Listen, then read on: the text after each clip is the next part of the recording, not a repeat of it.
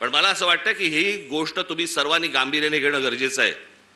परवाचा मोर्चा झाल्यानंतर तुम्हाला प्रत्येकाच्या यादी आज सर्व इथे शाखाध्यक्ष आणि सगळेच मुंबईचे, ठाण्याचे, नवी मुंबईचे अनेक जण आलेले इथे. घराघरामध्ये जा, तुम्हाला चेहरे कळले पाहिजेत. आमचा गजानन कुठे गेला? काळे गजानन, आमच्या गजानन दे काल एक गोष्ट शोधून काढली तिकडे. नवी मुंबई महानगरपालिकेचे आयुक्तांच्या बंगल्यावरती आयुक्ताच्या बंगल्यावरती 550 मतदारांची नोंदणी आहे.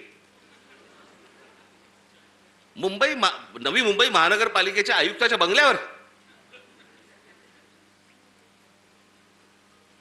तुझ्या इकडेच का काय? आता मला आठवत नाही, मला परवा दिवशी कुठेतरी एकाचा पत्ता सुलभ शौचालयाचा आहे. चला बसला असताना सही घेतली काय?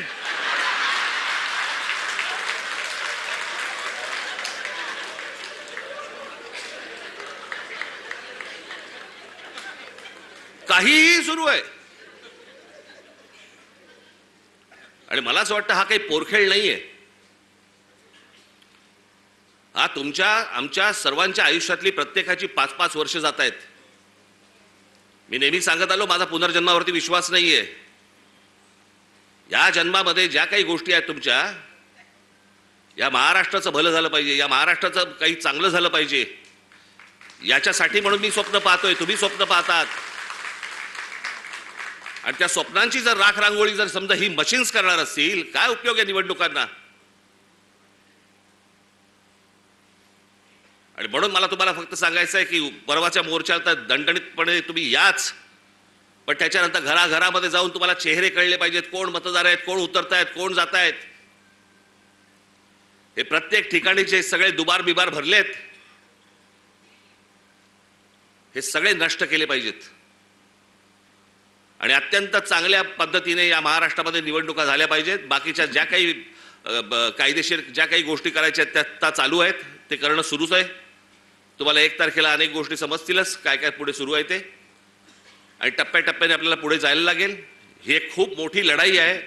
ही आपल्याला सर्वांना एकत्र लढावी लागेल, महाराष्ट्राला लढावी लागेल.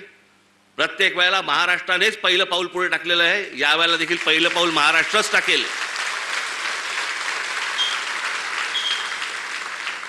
आणि म्हणून तुम्ही सर्वजण मोठ्या संख्येने येत्या 1 तारखेला आपण दणदणीत पद्धतीने सर्वजण तिथे हजर राहाल अशी एक आशा अपेक्षा बाळगतो.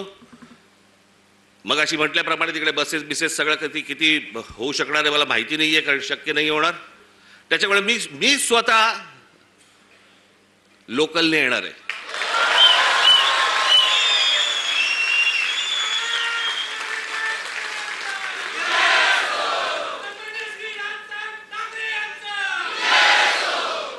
मागे एकदा मी डोंबिवलीवरनं आलो होतो. जातानाच मला, मी खूप वर्ष झाली त्याला, बरेच वर्ष झाली त्याला, 3-3.5 तास लागले मला डोंबिवलीला पोहोचायला.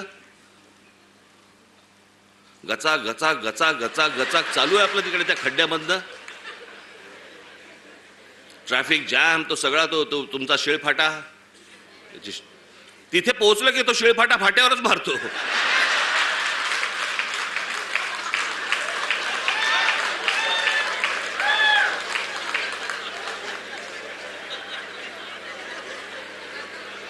मग मी तिथनं येताना विचार केला, म्हटलं नाही आपण जरा ट्रेनने जाऊ आता परत. बाबा माझी काय परत आता तयारी इच्छा नाही. म्हटलं गेलो तिकडे.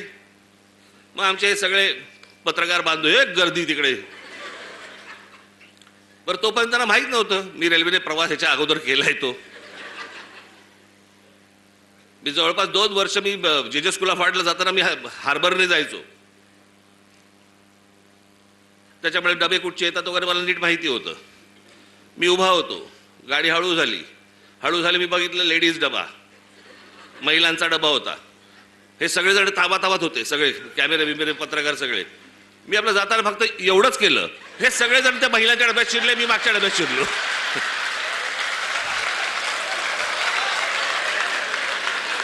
मी काहीच नाही केलं, मी फक्त एवढंच केलं ना. हे सगळेजण त्या डब्यामध्ये शिरले, मी पुढच्या डब्यामध्ये. आणि मग त्या जाळ्या होत्या, जाळ्यांमधनं शूट करत बसले मला सगळे.